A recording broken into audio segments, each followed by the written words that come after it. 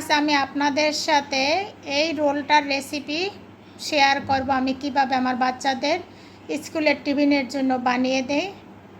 1 cup ময়দা নিয়ে চিনি, চিলি ফ্লেক্স আর আলুটা সিদ্ধ করে মথে নিয়েছি, বিলাতি ধনিয়া পাতা।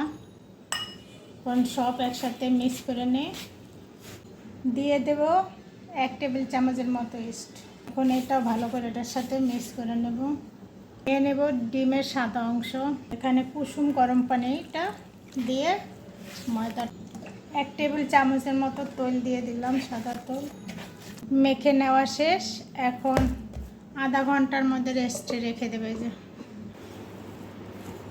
পেঁচিয়ে নিতে হবে। দেখেন এইভাবে করে নিয়েছি, বানানো শেষ। এক এক করে সবগুলো বানানো হয়ে গেছে।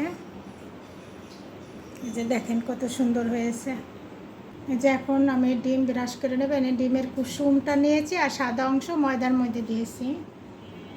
আমি এখন ওভেনে বসিয়ে দেব 180 ডিগ্রিতে 20 মিনিটের জন্য দিয়ে দিলাম। হয়ে গেছে, এখন নামিয়ে নেব। কত সুন্দর হয়েছে।